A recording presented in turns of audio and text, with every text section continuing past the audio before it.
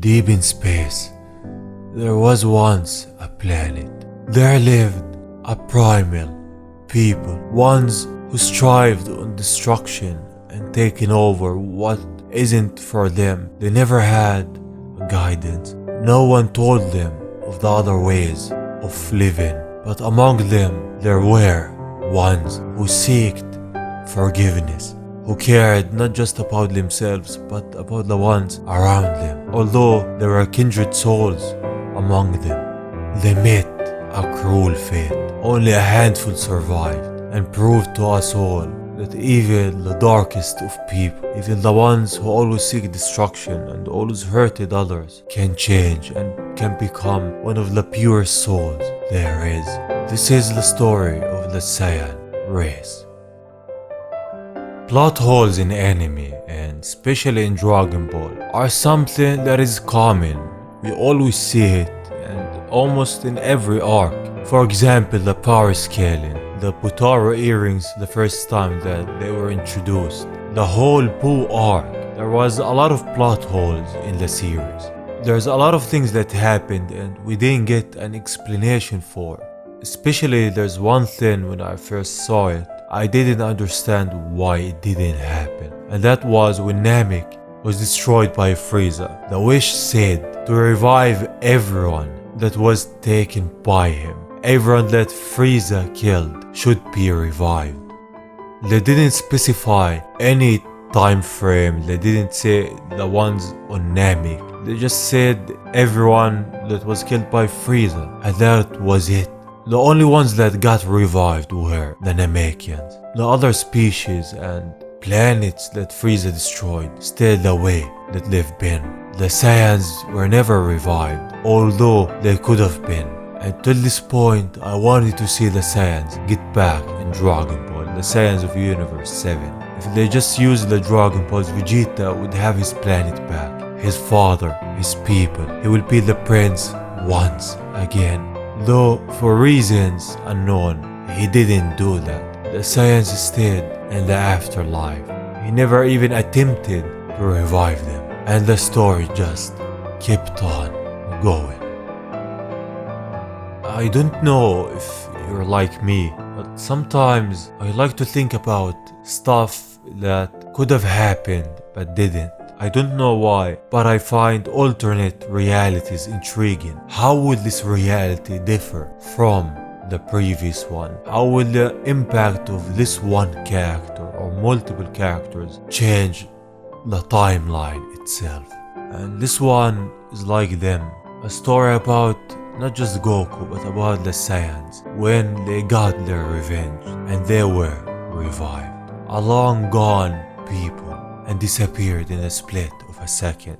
This is the story of a time that Goku revived all of the Saiyans, a new beginning for all of the Saiyan race. Many years ago, on a dying planet far away, took place a great fight between a fearsome tyrant, Frieza, and a brave warrior, Goku. During this battle, an eternal dragon fulfilled a wish to revive everyone killed by Frieza and his men. And this wish occurred. After the fight, they wished for planet Namek and everyone that was killed by Frieza back.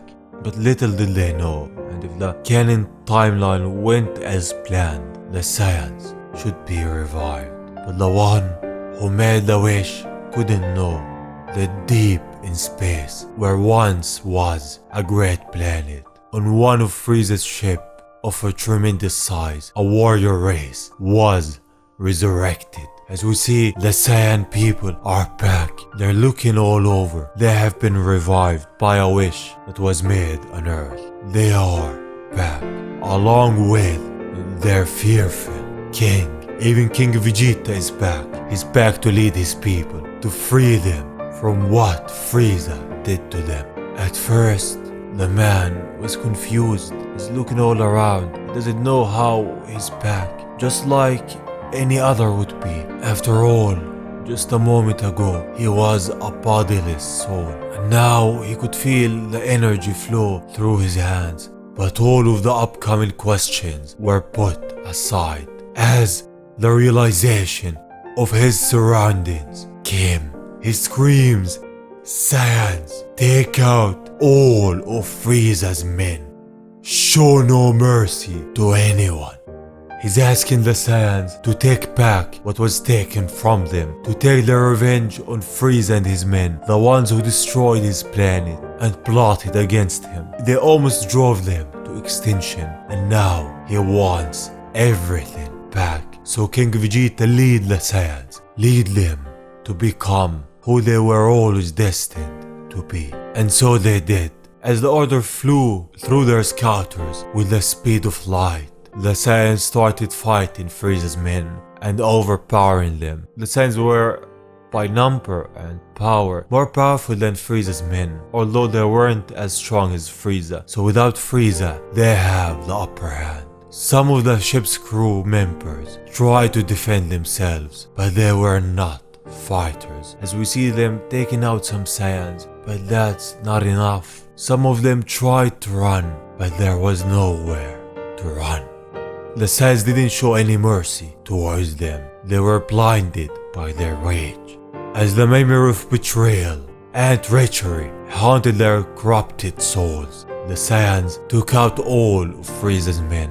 They were all enraged by what happened to them, as I said before. And just put yourself in their shoes. Say you are a Saiyan, and the last thing you remember is the betrayal of Frieza and his men. And then suddenly you're revived, you're back, and you see them. You see the same people who betrayed you, the same people who threw your life, your family life. What will you do? You wouldn't think. All of what you will feel is rage. This is why they did what they did. This is why they took what was once for them the universe. On that day, covered in blood of their enemies, the resurrected Saiyan race was born again, and led it by their king, started a new story.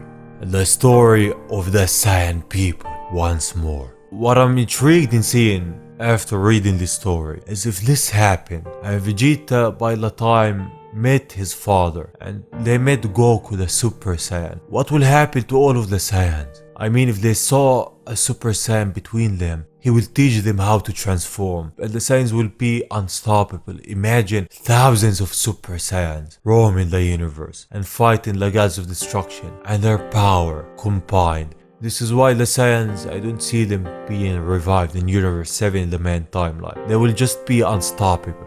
I mean, I don't mind. I wanna see them. Believe me, I want them to be back. I don't just want the Saiyans to be back. I want a lot of stuff. I want the Super Saiyan 4 form. I want Goten and Trunks having an arc of themselves. There's a lot of stuff on my bucket list for Dragon Ball. And this timeline, reviving the Saiyans, was one of them. I always wanted them back.